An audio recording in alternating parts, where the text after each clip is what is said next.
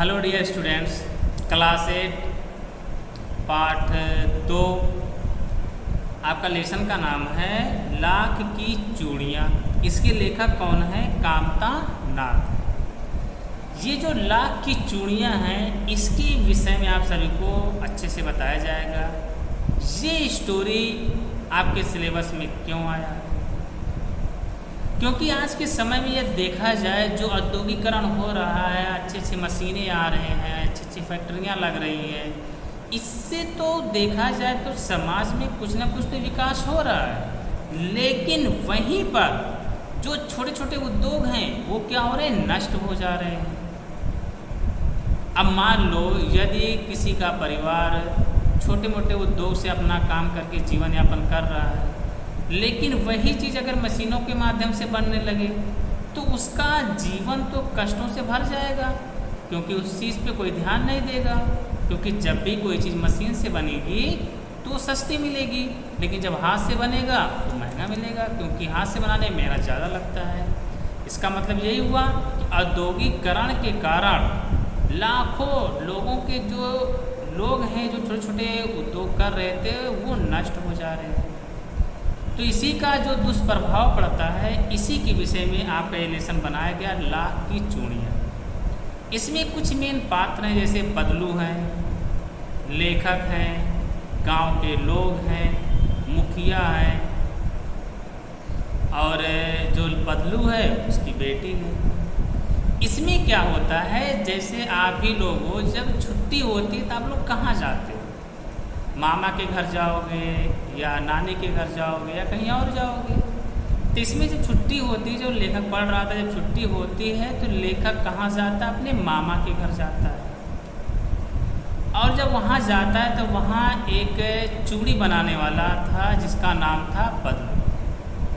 वो क्या करता था, उसका जो घर था वहाँ एक नीम का पेड़ था, नीम के पेड़ के नीचे एक भट्ठी लगी हुई थी। वहाँ पर बदलू एक मचिए पर बैठकर अपना चूड़ियाँ बनाने का कार्य करते थे, और लेखक भी वहाँ जाते थे, अपना खेलते थे। अब बदलू जो था, बदलू और लेखक में एक हिसाब से देखा जाए तो अच्छी दोस्ती हो चुकी थी। जब लेखक वहाँ जाता था तो बदलू जो था वो लाख की गोलियां बनाकर लेखक को दे देता था खेलने के लिए। और उसके लेखक के यहाँ गाय भी थे, बगीचे भी थे, तो लेखक क्या करता था, मलाई वाला दूध बचाकर लेखक के लिए रखता था, और जब लेखक आते थे तो देता था। ऐसे स्टोरी चलती रही। इसमें क्या होता है, जैसे लेखक अपने मामा के घर गया था तो बदलू को लेखक को मामा कहना चाहिए, लेकिन वहाँ के जो लोग थे उन्हें बदलू काका कहते थे, तो लेखक भी बदलू को काका कहकर ही पुकारते थे, मामा नहीं कहते। फिर स्टोरी बढ़ती गई। उसके बाद लेखक वहाँ से घर आते हैं। फिर बहुत समय बाद जब दोबारा लेखक वहाँ जाते हैं अपने मामा के घर, तो वहाँ कुछ और ही स्टोरी देखते हैं। लेकिन इससे पहले कुछ और भी घटनाएं घट चुकी रहती हैं। यहाँ जो लेखक है, ये जो है लाख की चूड़ियाँ बनाते थे। गांव की जितनी भी महिलाएं थी वो सभी लोग लाख की चूड़ियाँ ही पहनती थी, और किससे लेती थी? बदलू काका से ही लेती थी। यदि मान लो किसी के पास पैसे ना भी हों तो भी बदलू जो थे वो उनको चूड़ियाँ दे देते थे। लेकिन यहाँ होता क्या था, जब किसी का भी शादी या विवाह होता था तो बची कुची कसर बदलू उसमें निकाल लेते थे, और बदलू को मनाना ऐसा लगता था कि लोहे के चने चबाने जैसा हो। अर्थात बदलू आसानी से नहीं मानता था, और वहाँ उसे पैसे भी मिलते थे, कपड़े भी मिलते थे, और अनाज सब कुछ मिलते थे, और लेकर अपना घर आता था। लेकिन फिर एक बार क्या हुआ, बदलू और लेखक में बात हो रही थी, तो लेखक कहें जो गांव की महिलाएं हैं वो कांच की चूड़ियाँ पहनती हैं, अर्थात शीशे की चूड़ियाँ पहनती हैं। तो बदलू क्या कहते हैं, अरे वो जो कांच की चूड़ियाँ होती हैं वो हल्की होती हैं, और ये लाख की चूड़ियाँ होती थोड़ी वजन होती है। जो शहर की महिलाएं, उनकी जो कलाई है बहुत नाजुक होती है, ये पहनेंगी तो उन्हें दर्द होगा, उन्हें कुछ करना तो रहता नहीं है। तो लेखक सोच में पड़ जाते हैं। फिर ऐसे स्टोरी चलती रहती, फिर लेखक अपने घर आ जाते हैं। फिर घर से अब दोबारा वहाँ पर जाते हैं तो क्या होता है, तो वहाँ पे देखते हैं, अपने मामा के यहाँ जाते हैं तो उनके मामा की एक बेटी थी, उसके हाथ में क्या था, जो कांच की, वहाँ पे उसके बाद क्या हुआ, सब लोग कांच की चूड़ियाँ पहनना स्टार्ट कर देते हैं। तो उसके मामा की, जो लेखक के मामा, उनकी बेटी कांच की चूड़ियाँ जो उनकी कलाई में चुभ जाती है और खून निकलने लगता है, अर्थात ब्लड निकलने लगता है। इसके बाद क्या होता है कि लेखक जब देखता है तो लेखक सोच में पड़ जाता है कि गांव की जितनी भी स्त्रियां हैं, जितनी भी महिलाएं हैं, सभी तो लाख की चूड़ियाँ पहनती थी, ये कांच की चूड़ियाँ कब से पहनने लगे। फिर अपना जो भी है उसका पट्टी उट्टी अपना बांधते होते, उसी समय लेखक को बदलू की याद आ जाती है। और जब बदलू की याद आती है तो बदलू क्या करता है, वो सीधे लेखक के पास जाता है मिलने के लिए। और जब लेखक के पास मिलने बदलू जाते हैं तो वहाँ पे बदलू उस दृश्य को देखकर एकदम अवाक रह जाते, कुछ बोल ही नहीं पाते। ऐसा लगता कि ये कैसे हो गया। भट्ठी बंद पड़ी थी, जो उनका औजार था वो कहीं इधर उधर अपना बिखरा हुआ था, उनके घर जो जानवर था वो भी नहीं था, और जो बदलू थे वो बिस्तर पर अपना पड़े हुए थे, एकदम मतलब कि अस्वस्थ हो चुके थे। लेखक जब पहुंचते हैं बदलू काका के पास, अर्थात बदलू के पास, तो लेखक बदलू काका को नमस्कार करते हैं, प्रणाम करते हैं। तो बदलू भी प्रणाम करता है। इसके बाद क्या होता है, जो लेखक है वो बदलू काका से कहते हैं, क्या आप मुझको पहचानते हैं। बदलू कहते हैं, नहीं बेटा, अब तो उम्र हो चुकी है, क्या पहचान में नहीं आ रहा, बताइए आप कौन हैं। तो बताते हैं कि मैं वही हूँ जिसको आप लाख की गोलियाँ बना के देते थे, मलाई वाला दूध बचा के रखते थे, वो देते थे।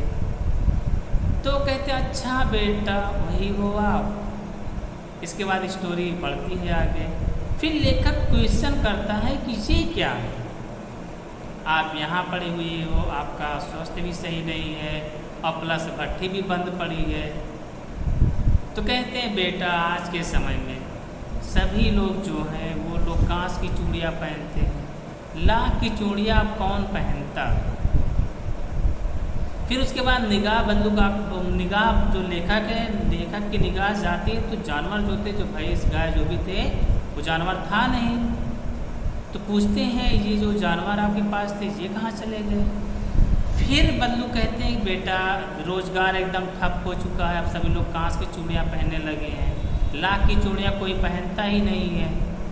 तो जो भूसा दाना पानी उसकी व्यवस्था हम कर नहीं पा रहे थे, इसलिए हम उसको हटा दिए, अर्थात बेच दिए।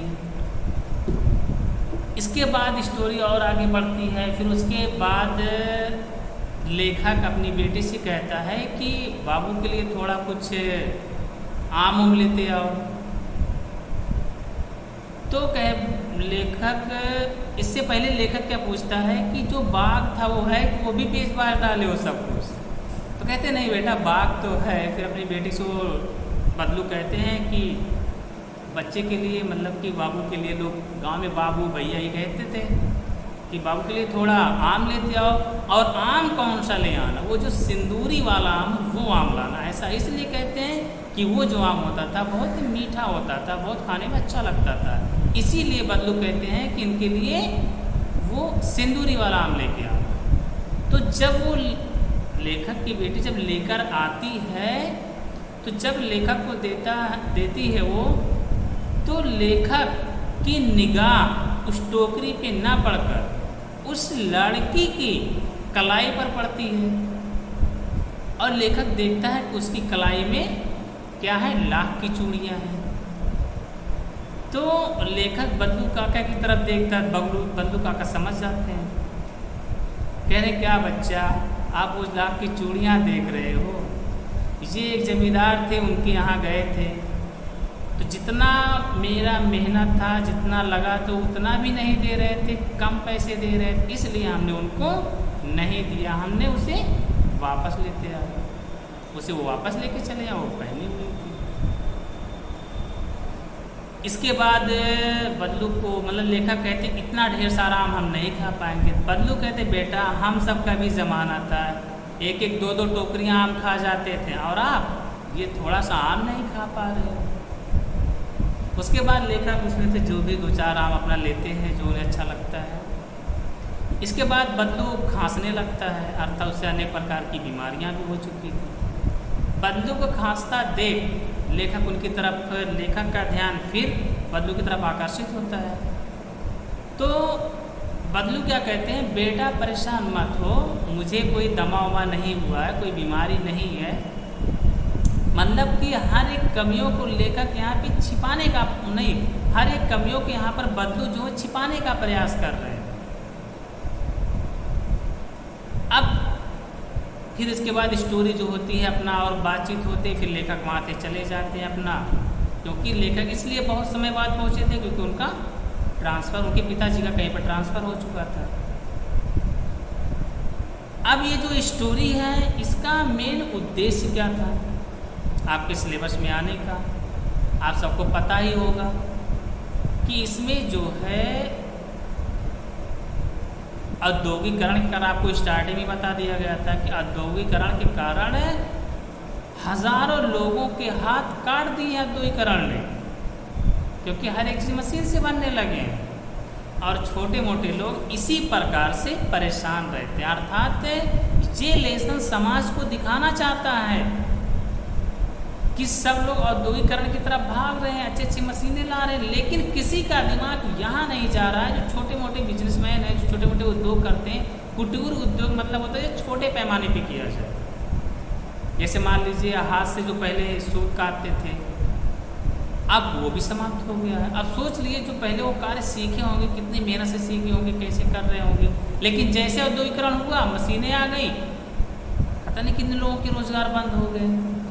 तो इससे यही होता है समाज में, मतलब कि देखा जाए तो विकास तो होता है, लेकिन जो छोटे मोटे उद्योग हैं वो क्या होते हैं, नष्ट हो जाते हैं और लाखों हजारों परिवार क्या होते हैं, रोड पर आ जाते हैं और उनको अनेक प्रकार के कठिनाइयों का सामना करना पड़ता है। इसलिए औद्योगिकरण तो अच्छी चीज़ है, लेकिन साथ साथ जो छोटे उद्योग हैं उस पर भी सभी को ध्यान देना चाहिए, ठीक है। अन्यथा समाज में ऐसे बहुत से लोग आपको मिलेंगे जो इन सभी मुश्किलों से गुजर रहे। ओके।